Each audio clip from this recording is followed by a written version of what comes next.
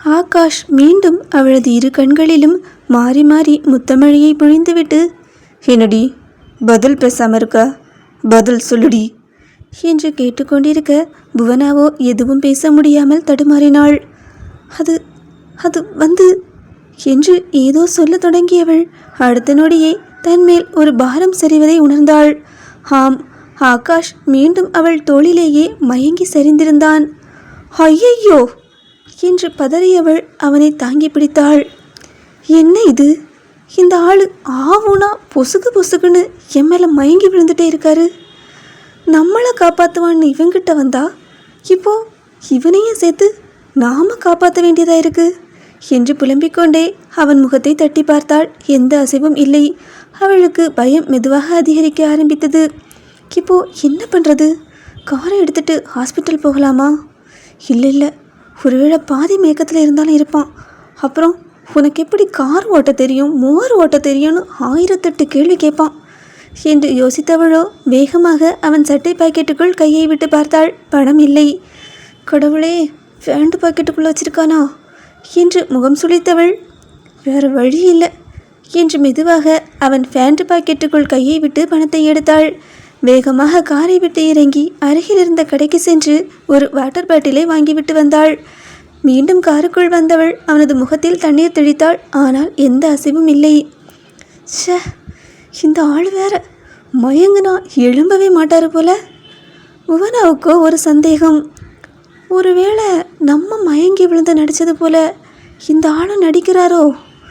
இருந்தாலும் இருக்கலாம். ஏற்கனவே மயக்கத்தில் இருந்தாலும் எல்லாத்தையும் உணர முடிஞ்சதுன்னு சொன்னாரே, டெஸ்ட் பண்ணி பார்ப்போமா? மெதுவாக மயங்கி கிடந்த அவனது விழிகளை தனது 2 விரல்களாலும் விரித்து பார்த்தாள். அவன் கண்களில் ஊதி பார்த்தாள். கருவிழி அசையவே இல்லை.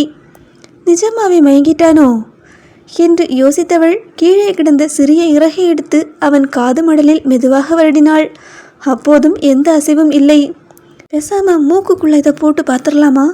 தும்மல் வருதா இல்லையான்னு தெரிஞ்சிடும் என்று நினைத்தவளோ அடுத்த நொடியே தன் தலையில் அடித்து கொண்டாள். அல்லி, உன் புத்தி ஏண்டி இப்படி போகுது? அந்த ஆள் மயங்கி கிடக்கிறாரு, நீ அவரை வச்சு விளையாடிட்டு இருக்குதியா என்று மனதிற்குள் திட்டிக் கொண்டவள் அதன் பிறகு வேகமாக காரை விட்டு இறங்கினாள். அருகில் நின்றிருந்த ஒருவரிடம் ஓடி சென்றாள்.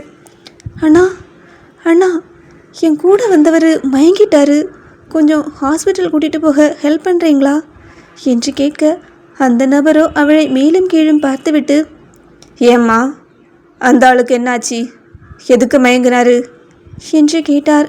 புவனாவோ என்ன சொல்லுவது என்று தெரியாமல் முழித்து கொண்டிருக்க, அந்த நேரம் அங்கே வந்த ஒரு கான்ஸ்டபிள், சார், நீங்கள் சொன்ன மாதிரி அந்த கடைக்குள்ளே போய் செக் பண்ணிட்டோம், நம்ம தேடுறவங்க யாரும் இல்லை என்று சொல்ல, அப்போதுதான் புவனாவுக்கு புரிந்தது தான் உதவி கேட்டிருப்பது ஒரு போலீஸ் அதிகாரியிடம் என்று. அவரோ மீண்டும் அவளை பார்த்து, சொல்லுமா, என்னாச்சு என்று கேட்டுக்கொண்டே காருக்குள் இருந்த ஆகாஷை பார்த்தார். ஆமாம், நீ யாரு?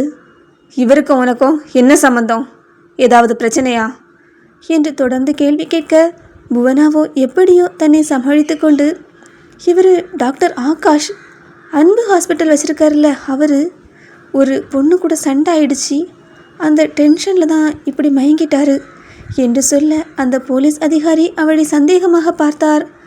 ஓஹோ, அவருக்கும் ஒரு பொண்ணுக்கும் பிரச்சனையா? அந்த பொண்ணு நீ தானே? ஏதோ உங்களுக்குள்ள சண்டை நடந்திருக்கு, நீ அந்த ஆளை அடித்து போட்டுட்டு இப்போ எங்களை பார்த்ததும் ஹெல்ப் கேட்குற மாதிரி நடிக்கிற, அப்படித்தானே என்று கேட்க, புவனாவுக்கோ ஏன் இவரிடம் உதவி கேட்டோம் என்றாகிவிட்டது. அவளது கண்களில் கண்ணீர் எட்டி பார்த்தது. சார், என்ன நினச்சிட்ருக்கீங்க? ஹெல்ப் கேட்டால் இப்படி தான் பேசுவீங்களா? அவர் மூச்சு பேச்சு இல்லாமல் மயங்கி கிடக்கிறாரு, என்ன பண்ணுறதுன்னே தெரியாமல் ஹாஸ்பிட்டல் கூட்டிகிட்டு போக ஹெல்ப் கேட்டால் இப்படி பேசுகிறீங்க? அவளது குரல் மெதுவாக உடைய ஆரம்பித்தது. நான் அவரை அடித்து போட்டுட்டு போகணும்னு எனக்கு எந்த அவசியமும் கிடையாது. வேணும்னா நீங்களே ஹாஸ்பிட்டலில் அட்மிட் பண்ணுங்க, அவர் கண்ணு முடிச்சதும் கேளுங்க, நானும் கூடவே இருக்கேன்.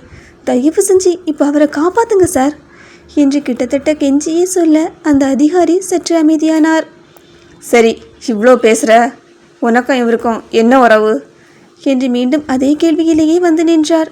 புவனாவோ வேறு வழி இல்லாமல் ஒரு நொடி கண்களை மூடி, அவருக்கும் எனக்கும் கல்யாணம் நிச்சயம் ஆயிருக்கு, கல்யாணத்துக்கு துணி எடுக்க வந்தப்போ தான் பிரச்சனை ஆயிடுச்சு. இதுக்கு மேலே எதுவும் கேட்காதுங்க சார், ப்ளீஸ் என்று சொல்ல அவர்கள் ஆகாஷை அழைத்து கொண்டு மருத்துவமனைக்கு சென்றார்கள். அங்கிருந்த டியூட்டி டாக்டரிடம் வேகமாக ஓடிய புவனா, இங்கே பாருங்க, டாக்டர் சார் மயங்கிட்டாரு, கொஞ்சம் சீக்கிரம் பாருங்க என்று சொல்ல டியூட்டி டாக்டர் உடனே ஆகாஷை ஸ்ட்ரக்சரில் படுக்க வைத்து உள்ளே அழைத்து சென்றார். அந்த போலீஸ்காரர் திரும்பி புவனாவை சந்தேகமாக பார்த்தார். இந்த பொண்ணை உங்களுக்கு ஏற்கனவே தெரியுமா டாக்டர் என்று கேட்டார் அவர். டியூட்டி டாக்டரோ யோசிக்காமல், ஆமாம் தெரியும், ஆகாஷ் சார் 2 நாள் முன்னாடி இந்த பொண்ணை கூட்டிகிட்டு ஹாஸ்பிட்டலுக்கு வந்திருந்தார், ரிலேட்டிவ்னு சொல்லியிருந்தாங்க என்று சொல்ல அதுவரை இருந்த சந்தேகம் கொஞ்சம் விலகியது. சரி என்று சொல்லிவிட்டு அவர் நகர்ந்தார். ஆனால் ஒரு நொடி கழித்து மீண்டும் திரும்பி வந்தவர் தனது பாக்கெட்டில் இருந்த ஒரு புகைப்படத்தை எடுத்து புவனாவிடம் நீட்டினார். இந்த ஃபோட்டோவில் இருக்க பொண்ணை எங்கேயாவது பார்த்துருக்கியா என்று கேட்க புவனாவின் உள்ளுக்குள் மின்னல் பாய்ந்தது. புகைப்படத்தை பார்த்த அந்த நொடி அவளது இதயம் ஒரு துடிப்பை தவறவிட்டது. அவள் விரல்கள் கூட நடுங்க ஆரம்பித்தது. அது அவளுடைய புகைப்படம். ஏ பொண்ணு, இங்கே பாரு, உன்கிட்ட தான் கேட்டுட்ருக்கேன் என்று போலீஸ்காரர் மீண்டும் குரலை உயர்த்த புவனாவோ தன்னை சமாளிக்கவே போராடினாள். இந்த பொண்ணு பேர் அல்லி. வீட்டில் இருந்த நகை பணம் எல்லாத்தையும் திருடிட்டு அவங்க அம்மா அப்பாவே கொலை பண்ணிட்டு தப்பிச்சு ஓடி இருக்கு. எங்கேயாவது இந்த பொண்ணை பாத்தியா என்று கேட்டார். புவனாவின் கண்கள் ஒரு நொடி மூடியது. அந்த குற்றச்சாட்டுகள் ஒவ்வொன்றும் அவளது நெஞ்சுக்குள் கத்தியாய் குத்தியது. ஆனால் அடுத்த நொடியே அவள் தன்னையே கட்டுப்படுத்தி கொண்டாள். இல்லை சார், நான் அந்த பொண்ணை பார்த்ததே இல்லை. ஆனால் நிறைய இடத்துல போஸ்டர் ஒட்டி இருந்து அதை மட்டும்தான் பார்த்தேன் என்று மெதுவாக சொல்ல, சரி, இந்த பொண்ணை எங்கேயாவது பார்த்தா இந்த நம்பருக்கு கால் பண்ணு, நல்ல பணம் கிடைக்கும் என்று சொல்லிவிட்டு அவர்கள் அங்கிருந்து சென்றார்கள். அவர்கள் சென்றதும் புவனா சுவரில் சாய்ந்து நின்றாள். அவளது மூச்சு வேகமாக ஏறி இறங்கியது. கண்களை இறுக மூடியவள், என்னோட அம்மா அப்பாவை நான் கொலை பண்ணலை, பணத்தை எடுத்துட்டு நான் ஓடி வரலை என்று உடைந்த குரலில் முணுமுணுத்தாள் அவள். அடுத்த நொடியே அவளது விழிகளில் கொதிக்கும் கோபம் ஏறியது. ஏய் சொக்கலிங்கம், உன்னை பற்றின உண்மை தெரிஞ்ச அன்னைக்கே உன்னை இந்த உலகத்தை விட்டு அனுப்பி வச்சிருந்தா இன்னைக்கு என் அம்மா அப்பாவோட நான் சந்தோஷமாக வாழ்ந்துட்டு இருந்திருப்பேன் என்று பற்களை கடித்து சொல்ல அவளது கைகள் தானாகவே தனது பையை தேடியது. வேகமாக உள்ளே இருந்து 2 புகைப்படங்களை எடுத்தாள். ஒன்று ஒரு பிரம்மாண்டமான பங்களா, மற்றொன்று சுமார் 13 வயது சிறுவனின் புகைப்படம். அதன் கீழே ஒரு பெயர், அர்ஜுன். அந்த புகைப்படங்களை பார்த்தவளின் கண்கள் கலங்கியது. அம்மா, எப்படிப்பட்ட அடையாளத்தை கொடுத்துட்டு போயிருக்கீங்கம்மா என்று அவளின் உதடுகள் நடுங்கியது. இந்த ஒரு வீட்டோட ஃபோட்டோவையும் இந்த சின்ன பையனோட ஃபோட்டோவையும் வச்சு நீங்கள் எனக்காக பார்த்த மாப்பிள்ளைய நான் எப்படி கண்டுபிடிப்பேம்மா? இவர் இப்போ எப்படி இருப்பாருன்னு கூட தெரியல, உயிரோடு இருக்காரா இல்லையான்னு கூட தெரியல, வீட்டு அட்ரஸ் இல்லை, பேரை தவிர வேறு எந்த அடையாளமும் இல்லை. இவ்வளோ பெரிய ஊரில் நான் எப்படி தேட முடியும் என்று கண்ணீரோடு முணுமுணுத்தாள் அவள். அதற்குள் ஆகாஷின் முகம் அவள் நினைவுக்கு வந்தது. அவன் சொன்ன ஐ லவ் யூ என்ற வார்த்தைகள் காதுகளில் மீண்டும் ஒலித்தது. அவள் கண்களை மூடி தலையை பிடித்து கொண்டாள். போதா குறைக்கு இந்த டாக்டர் வேற என்னை பற்றிய முழு உண்மையும் தெரியாமலேயே காதலிக்கிறேன்னு சொல்லிட்டு இருக்காரு. இனிமே நான் அவரை எப்படி சமாளிக்க போகிறேன் என்று அவள் உள்ளுக்குள் துடித்தாள். ஆனால் அடுத்த நொடியே அவளது மனசாட்சி பேச ஆரம்பித்தது. இல்லை, அவரை இப்படி ஒரு நிலைமையில் விட்டுட்டு போகிறது சரியில்லை. இறந்து போன உங்களுக்கு செஞ்சு கொடுத்த சத்தியத்தை விட இப்போது இந்த உயிரை காப்பாற்றுறது தான் எனக்கு முக்கியம் என்று கண்களை துடைத்து கொண்டாள். அடுத்த நொடி தன்னையே கண்ணாடியில் பார்த்தவள் மெதுவாக சிரித்தாள். ஹே அல்லி, எதுக்குடி இப்படி கோல மாதிரி அழுதுட்ருக்க? பொண்ணுங்களோட கண்ணீருக்கு வேல்யூ அதிகம், அது தேவையில்லாமல் வேஸ்ட் ஆக்கக்கூடாது என்று தன்னைத்தானே திட்டிக் கொண்டாள். வேகமாக அர்ஜுனின் புகைப்படத்தை மீண்டும் பத்திரமாக பைக்குள் வைத்தாள். அதன் பிறகு ஆகாஷின் அப்பாவிடம் அவனை பற்றி பேச மெதுவாக ஐசியூவுக்கு நடந்து சென்றாள். கண்ணாடி வழியாக பார்த்தாள். அவர் அமைதியாக தூங்கிக் கொண்டிருந்தார். சிறிது நேரம் பார்த்து கொண்டே நின்றவள் பிறகு அமைதியாக அங்கிருந்து திரும்பி நடந்தாள். வேகமாக ரெஸ்ட் ரூமுக்குள் சென்றவள் பையை திறந்தாள். அடுத்த நொடியே அவளது முகம் மீண்டும் தீவிரமானது. ஹே அல்லி, இருக்கிற பிரச்சனையில் உன்னோட கலரை மெயின்டைன் பண்ண மறந்துடாத என்று தன்னைத்தானே எச்சரித்து கொண்டாள் அவள். மேக்கப் போட்டு இன்னைக்கு 6 நாள் ஆச்சு. நாளைக்குள்ளே மறுபடியும் போடலைன்னா இந்த கலர் மங்க ஆரம்பிச்சிடும். அப்புறம் உன்னோட உண்மையான முகம் வெளியே தெரிய ஆரம்பிச்சிடும் என்று பதட்டமாக முணுமுணுத்தாள் அவள். அவளது இதயம் வேகமாக அடித்து கொண்டது. இதுதான் சரியான சந்தர்ப்பம். ஆகாஷ் மயக்கத்தில் இருக்கான். இப்போவே நீ செய்ய வேண்டிய வேலையை பண்ணிடு. இந்த சந்தர்ப்பத்தை மிஸ் பண்ண அப்புறம் நீ மாட்டிக்குவ என்று நினைத்தவள் வேகமாக தனது உண்மையான அழகை மறைக்க தேவையான அனைத்தையும் செய்ய ஆரம்பித்தாள்.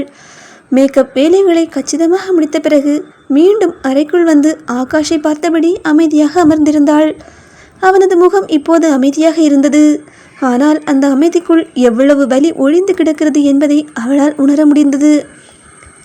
என்ன காதலிக்கிறேன்னு சொல்கிறான், ஆனால் நான் யாருன்னு முழுசாக தெரிஞ்சா? அந்த எண்ணமே அவளது இதயத்தை அழுத்தியது. அந்த அமைதியான முகத்தை பார்த்தவளுக்கு ஏனோ மனது வலித்தது. பைத்தியம் என்று மெதுவாக முணுமுணுத்தாள். அவள் அறியாமலேயே அவன் கைகளை பார்த்தாள். அந்த கைகள்தான் சில மணி நேரங்களுக்கு முன்பு அவளை இறுக பற்றி இருந்தது. அதே கைகள்தான் இப்போது பலவீனமாக படுக்கையில் கிடந்தது. மெதுவாக கண்களை மூடி சுவாசத்தை இழுத்தாள். அந்த நேரத்தில் மெதுமெதுவாக ஆகாஷின் விரல்கள் அசைந்தது. புவனா உடனே நேராக நிமிர்ந்து அவனை பார்த்தாள். சில நொடிகளில் அவன் கண்களும் மெதுவாக திறந்தது. மயக்கத்திலிருந்து முழுமையாக வெளிவர முடியாமல் இருந்தாலும் அவனது பார்வை மட்டும் நேராக புவனாவையே தேடி வந்தது. சிறிது நேரம் அவளையே ஆழமாக பார்த்த ஆகாஷ் புவனாவை பார்த்து கேட்டான் பாருங்க ஒரு கேள்வி. அந்த கேள்வியில் புவனா அப்படியே ஆடி போயிட்டா. ஆகாஷ் புவனாவை பார்த்து அப்படி என்ன கேட்டிருப்பான்? ஆகாஷ் புவனா கிட்ட என்ன கேட்டிருப்பான்னு நீங்கள் கெஸ் பண்ணால் மறக்காமல் கமெண்டில் சொல்லுங்கள். இந்த ஸ்டோரி உங்களுக்கு பிடிச்சிருந்தனா லைக் பண்ணுங்கள். ஸ்டோரியோட அடுத்த பாகத்துக்கு நம்ம சேனலை சப்ஸ்கிரைப் பண்ணிக்கோங்க.